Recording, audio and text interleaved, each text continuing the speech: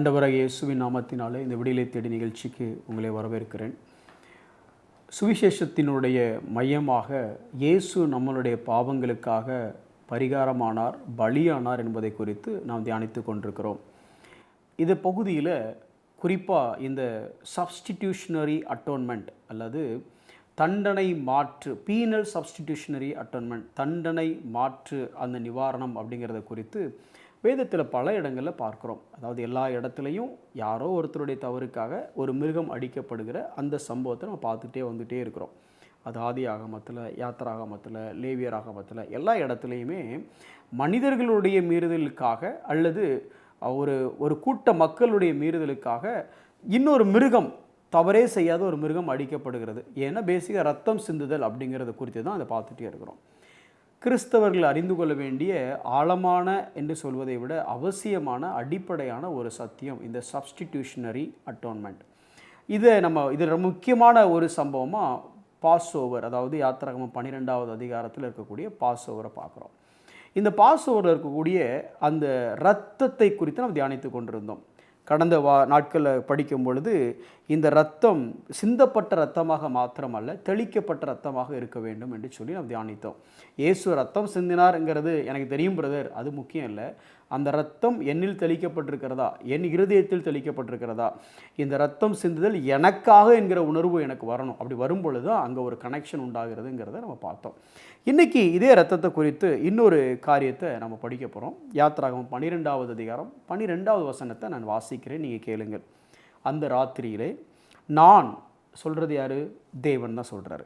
எகிப்து தேசம் எங்கும் கடந்து போய், தேசம் முழுவதும் கடந்து போய், எகிப்து தேசத்தில் உள்ள மனிதர் முதல் மிருக ஜீவன்கள் மட்டும். இப்போ இந்த எகிப்து தேசத்தில் யாரெல்லாம் இருக்கான்னா, இஸ்ரவேல் ஜனங்களும் இருக்கிறாங்க, அந்த எகிப்திய ஜனங்களும் இருக்கிறாங்க.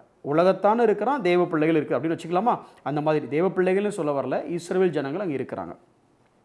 கடந்து போய் மனிதர் முதல் மிருக ஜீவன்கள் மட்டும் முதற் பேராய் இருக்கிறவைகளை எல்லாம் அதம் பண்ணி எகிப்து தேவர்களின் மேல் நீதியை செலுத்துவேன், நானே கர்த்தர். சொல்கிறது கர்த்தர், அவர் தான் செய்வேங்கிறார். அப்போது நான் கடந்து போவேன் அப்படின்னு சொல்கிறாரு, நான் அதம் பண்ணுவேன்னு சொல்கிறாரு. கடந்து போகிறதும் அவர் தான், அதம் பண்ணுகிறதும் அவர் தான். அடுத்த வசனம் 13வது வசனம், நீங்கள் இருக்கும் வீடுகளில் அந்த இரத்தம் உங்களுக்காக அடையாளமாய் இருக்கும். அந்த இரத்தத்தை நான் கண்டு, அந்த இரத்தத்தை அவர் பார்க்குறாரு, பார்த்துட்டு உங்களை கடந்து போவேன். அங்கே என்ன சொல்கிறாரு? ரத்தம் இல்லாத வீட்டில் கடந்து போகும் பொழுது அதம் பண்ணுவேன்னு சொல்கிறாரு.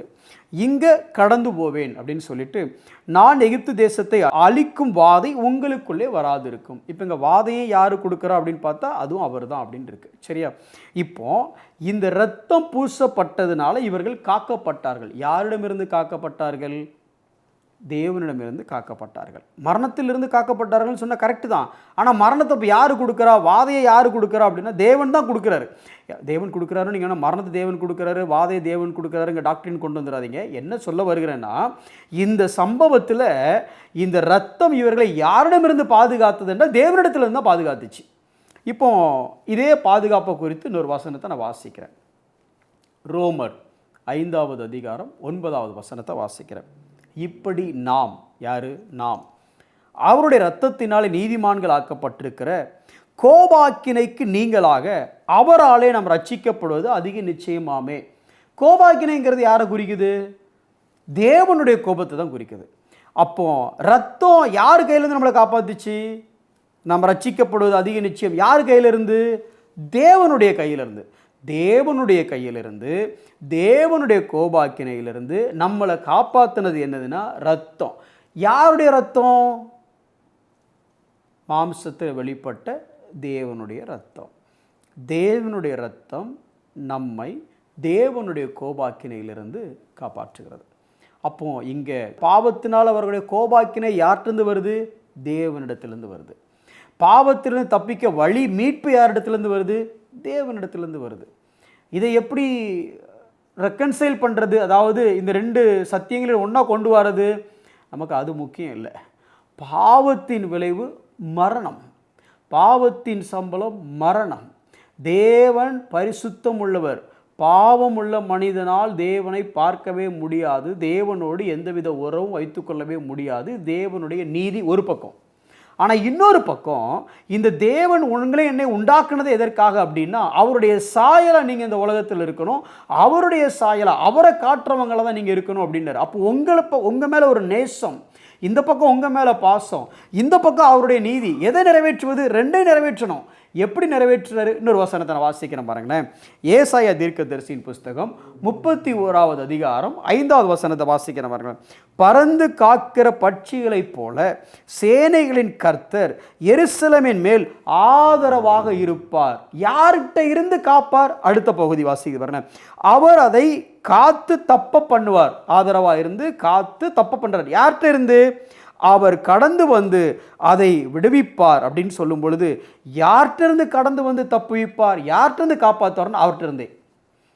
அதாவது பாவம் பண்ணுகிற ஜனங்கள் அதம் பண்ணப்பட வேண்டும், ஆனால் அவர்களுக்கு ஆதரவாக இருந்து அவரை காத்து கொள்வதும் அது அவரே. இஸ்ரவேல் ஜனங்களை அந்த இரத்தம் காப்பாற்றியது. யாரிடமிருந்து என்று சொன்னால் தேவனிடத்தில் இருந்து அது காப்பாற்றியது. இன்றைக்கி உங்கள் மேலும் என் மேலும் சிந்தப்பட்டிருக்கிற ரத்தம் நம்மை நீதிமான்கள் ஆக்கியிருக்கிறது. நீதிமான்களை ஆக்கி எதிலிருந்து காப்பாற்றப்பட்டிருக்கிறோம் என்று சொன்னால் தேவனுடைய ஆக்கினை தீர்ப்பிலிருந்து நாம் காப்பாற்றப்பட்டிருக்கிறோம். யார் காப்பாற்றினார்? தேவனே காப்பாற்றினார். யார் ஆதரவாக இருந்தார்? தேவனே ஆதரவாக இருந்தார். அப்போ கொஞ்சம் அந்த எகிப்து ஜனங்களோட கம்பேர் பண்ணி பாருங்களேன். மொத்த எகிப்து ஜனங்களும் இஸ்ரவேல் ஜனங்களும் ரெண்டு பேருமே பாவிகள் தான். எகிப்தியரும் பாவிகள் தான், இஸ்ரவேல் ஜனங்களும் பாவிகள் தான். அவங்க வீட்டில் ரத்தம் இல்லை, அவங்களுடைய முதல் பலன்கள் எல்லாம் செத்து போச்சு. இவங்க வீட்டில் ரத்தம் இருந்துச்சு, அதனால் இவங்க முதல் பலன்கள்லாம் தப்பித்தது. அப்போ தேவனிடத்திலிருந்து நம்மை பாதுகாப்பதற்கு நமக்கு தேவையானது தேவனுடைய இரத்தமே. நம்மளுடைய கிரியைகளோ நாம் என்ன செய்தோங்கிறதோ இல்லை. பாதுகாப்பு, மீட்பு என்பது எங்கே இருக்குன்னா இந்த இரத்தத்துக்குள்ள மாத்திரம்தான் அடங்கியிருக்கு. ஒருவேளை நீங்கள் கிறிஸ்தவங்களாக இருக்கலாம், கிறிஸ்துவை அறியாதவர்களாக இருக்கலாம். அதை இப்படி சொல்லி உங்களுக்கு புரிய வைக்க விரும்புகிறேன். நியாய தீர்ப்பு என்பது ஒரு நாள் நிச்சயமாக இருக்கும். யார் காக்கப்படுவா அப்படின்னு சொன்னால் எங்கே இருந்து?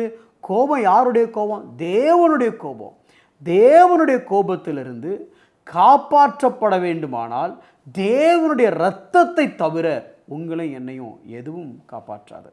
ஒருவேளை நீங்கள் இந்த இரத்தத்தின் கோட்டைக்கு உள்ள, இந்த இரத்தத்தின் பாதுகாப்புக்குள்ளே நீங்கள் இருந்தீங்க இல்லை அப்படின்னா இன்றைக்கி ஒரு கணம் இந்த இரத்தத்தை நீங்கள் நம்புங்க. கொலோசியர் 1வது அதிகாரம் 20வது வசனம் இப்படி சொல்லுகிறது. அவர் சிலுவையில் சிந்தின இரத்தத்தினாலே சமாதானத்தை உண்டாக்கி, நம்ம மேலே கோபமாக இருந்த தேவன் கூட நமக்கு சமாதானத்தை உண்டாக்குறாராம். எது மூலமானா இந்த இரத்தத்தின் மூலமாக. இன்றைக்கி நீங்கள் ஒருவேளை இந்த இரத்தத்தினால் மூடப்படாமல், கவர் பண்ணப்படாமல் இருந்தீங்கன்னா உங்களுக்கும் தேவனுக்கும் நடுவில் ஒரு பெரிய பஞ்சாயத்து இருக்குது, ஒரு பெரிய பிரச்சனை இருக்குது, ஒரு ஒப்புரவாகுதல் இல்லை. தேவனுடைய கோபத்துக்கு உள்ளே நீங்கள் இருக்கிறீங்க. உங்களை தேவனுடைய சமாதானத்துக்குள்ளே கொண்டு வரணும்னா, தேவனுடைய சமாதானத்திற்குள்ளே வருவதற்கு ஒரே ஒரு வழி இந்த இரத்தம் மாத்திரமே. இந்த இரத்தம் சிந்தப்பட்டதாக இருக்கிறது, தெளிக்கப்பட்டதாக இருக்கிறதா?